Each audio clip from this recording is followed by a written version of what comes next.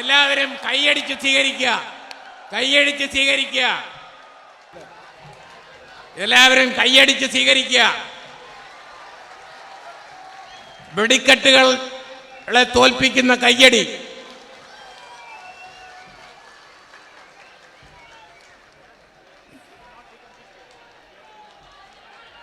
My dearest sisters and brothers, Namaskaram.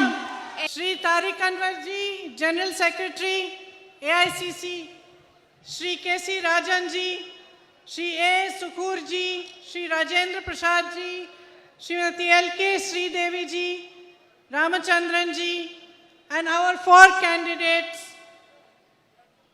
Arita Babu, come. Arita Babu.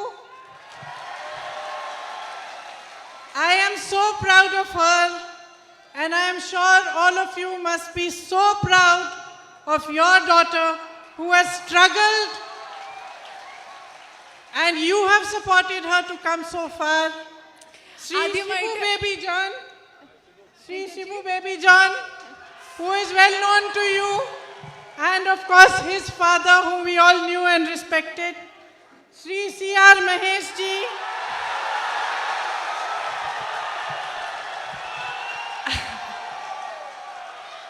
I see he is going to win. And Shri Ullas Kaur ji. I welcome all of you to this meeting here today. So my friends, my sisters and brothers of Kerala, you belong to one of the most beautiful states of our country. You have made all of us so proud because of your tradition of harmony, of peace, of hard work, your natural beauty of your surroundings, your culture. And I think that the whole country looks towards you when you take the decision of whom you are going to elect as your government, because you are also the most educated people and the most educated state in our country. So when your election comes along, it is not just Kerala you decide for. It is not just your future, but you set the path for the rest of the country. The whole country watches you and sees the manner in which you decide and the manner in which you want politics to take place in your state. You know that in 1921, it was the Congress party in Kerala that gave a call for the United State of Kerala. Today, this 100-year-old Congress party has taken the decision of fielding more than 50% of our candidates who are youngsters between the age of 30, 40 and 50. Rather 20, 30 and 40. I am here today to talk to you about the future of Kerala and the future of India. Your greatest strength is the people of Kerala, all of you, all those sitting here today and all those listening to me. It is you who have built the coir industry, the rubber industry, the cashew industry. It is our women, the women of Kerala especially, who work hard towards the future of Kerala. Even fisherwomen, fishermen who go to the seas, they work hard for the future of Kerala. They toil. The farmers of Kerala toil in the rice fields, and the workers of Kerala build the economy of Kerala, whether it is in Kerala or outside the state and outside the country. More than anything else, in the politics of a state and a nation, it is the people's voice that matters and the people's voice that has to be represented and spoken of. It is for this reason that the Congress party has made a manifesto this time, which is the future vision for Kerala after coming from district to district, meeting with you, talking to you, understanding from different groups what it is they would like for the future of the state. The Congress party recognizes that the people of Kerala are the real gold of Kerala.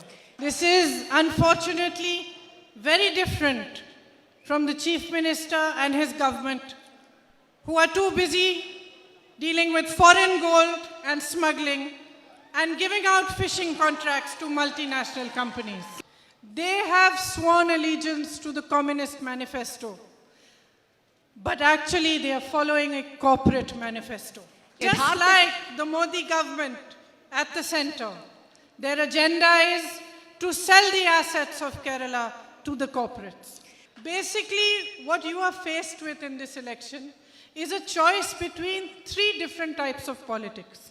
The first being the politics of the CPM, which is the ആദ്യത്തേത് politics of violence, state repression, and of scams. The politics of the BJP, which spreads hate and divisiveness.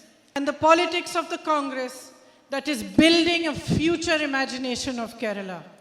We have 50 young, energetic candidates, many from working class homes, many from humble backgrounds. As I said before, we have our youngest candidate, Aretha Babu, who comes from humble beginnings, but she has worked hard and struggled to come where she is today.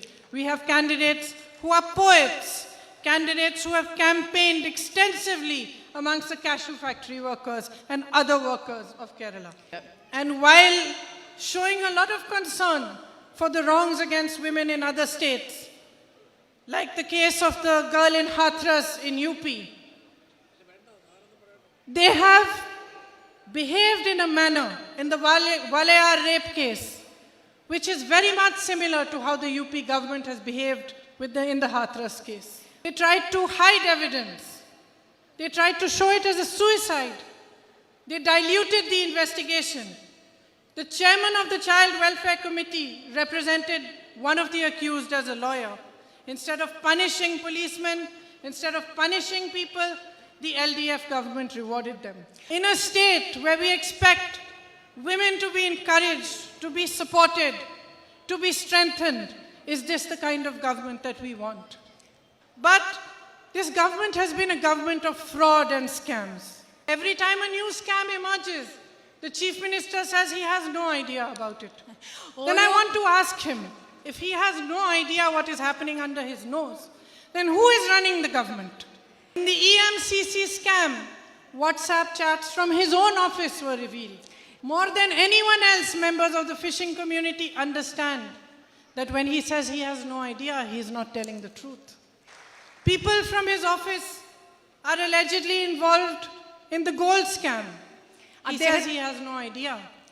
The LDF government used proxy firms to receive funds from a foreign agency in the Kerala Life Mission project scam. It appears that he knows nothing about this as well. He compromised personal data of lakhs of Kerala's citizens when they made a deal with the sprinkler company in the US without a confidentiality clause. If we listen to what the chief minister says, it seems he must not even know about this. But perhaps worst of all, that in the flood fund scam, 15 crores of what was meant to be relief money for flood victims was taken by members of CPM and put into their accounts. The government has shown no fairness. As soon as they were appointed, they started filling posts with their own people. Thousands of youth protested against the CPM's method of backdoor appointments. But more than anything else, it is my wish that the people of Kerala show the way for a new kind of politics in the country. It is my wish that you hold your governments responsible. You do not allow them to make promises to you which they will not keep. That you do not make it easy for them to make you hate each other, to make you fight with one another, so that their politics can flourish and your state can remain undeveloped. It is my deepest wish that all of you, the people of Kerala, stand strong and united. That you show the whole country that no one was able to divide you. No one was able to spread poison amongst you, because what you asked for was a government that Kerala deserved. What you asked for was a politics answerable to you. What you asked for was a service towards yourselves. I wish for you to show everybody else in this country that you will not be fooled by any false promises. You will not be fooled by corrupt governments. You will not be fooled by people who want power and do not serve you.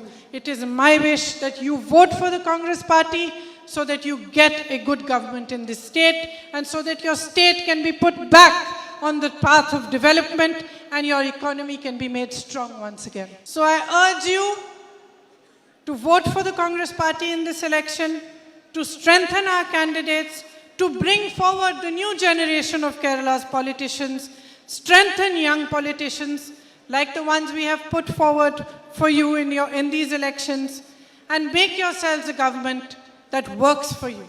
Thank you very much for sitting in this heat and listening to my speech. And I wish you all the very, very best, and wish all my candidates the very, very best for this election. Thank you. Jai Hind.